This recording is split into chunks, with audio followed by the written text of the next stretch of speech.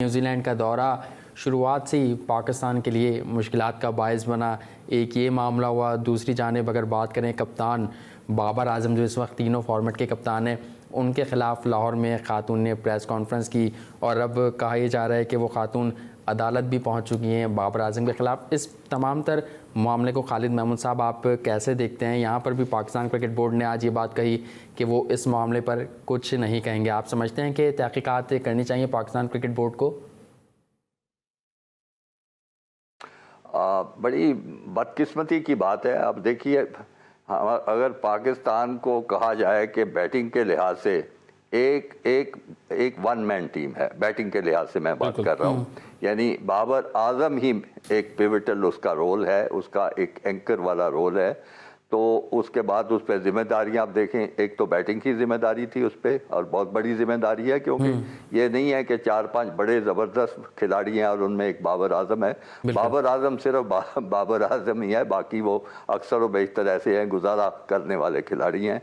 तो अगर ये खिलाड़ी उस पर इस किस्म का मामला हो, फिर उस पर आप पहले एक फॉर्मेट की कप्तानी की जिम्मेदारी डालें, फिर 2 और की भी डाल दें, और इतनी उसकी उम्र भी ज़्यादा नहीं है, तो इतनी ज़्यादा जिम्मेदारी डालें और फिर उसके बाद ये मामला पेश आ जाए जो उस खातून के बारे में आप बता रहे हैं। मैंने भी उसकी थोड़ी सी गुफ्तगू सुनी है। ये बड़ी बदकिस्मती का मामला है।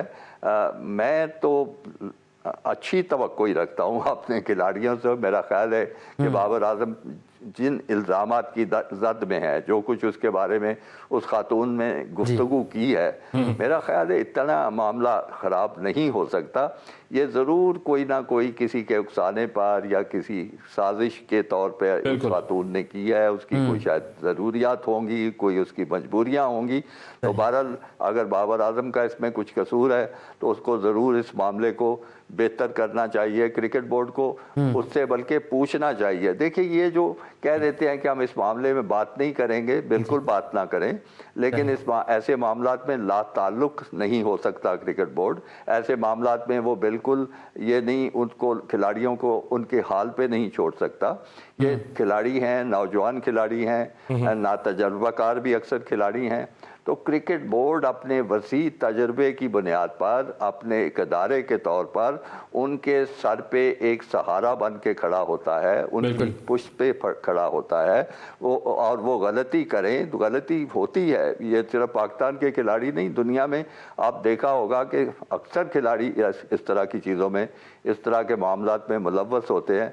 मुझे याद पड़ता है इयन बोथम और इस तरह के सब खिलाड़ियों के खिलाफ बातें सुनने में मिलती थी, लेकिन वो क्रिकेट बोर्ड उनके होते हैं, वो ऐसे मामलात में कुछ ना कुछ अपना हिस्सा डालते हैं और ऐसी चीज़ों को संभालने की कोशिश भी करते हैं।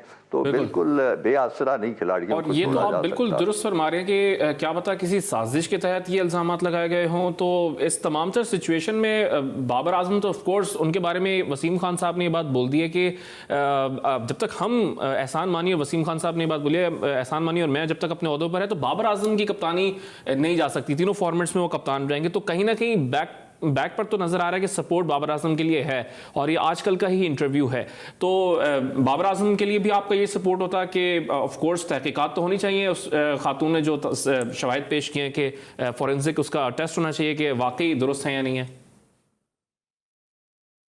जी, मैं ये समझता हूँ कि बाबर आजम को यहाँ से पैगाम जाना चाहिए कि तुम बिल्कुल इत्मीनान से क्रिकेट खेलो, अपने दौरे पे फोकस करो, और किसी तरह की जो वतन में जो मामलात हैं और चीज़ें हैं उनको जहन में ना लाओ। और उसको ये पैगाम भेजने के बाद फिर क्रिकेट बोर्ड को उस खातून से रब्ता करना चाहिए, और उस पुलिस स्टेशन से और उन जगहों पे जहाँ वो गई है, जहाँ जहाँ उसने अपनी शिकायत दर्ज कराई है, एक माहिरीन जो हैं कानून के, उनकी खिदमत लेनी चाहिए। ये पहला क्रिकेट बोर्ड है मेरे ख्याल है पाकिस्तान की तारीख में जिसके पास पूरा एक शोबा है वो कला का। काफ़ी वकील उन्होंने रखे हुए हैं, और उनको अब ये वक्त है उनको मौका देने का, उनको आजमाने का, कि ये एक मुश्किल घड़ी है एक हमारे खिलाड़ी पर। एक आम खिलाड़ी नहीं है, टीम का कप्तान है, बेहतरीन बैट्समैन है। तो वो देखें कि उसके साथ कोई ज्यादती तो नहीं हो रही, कोई जानबूझ के उसको ब्लैकमेल करने की कोशिश तो नहीं कर रहा।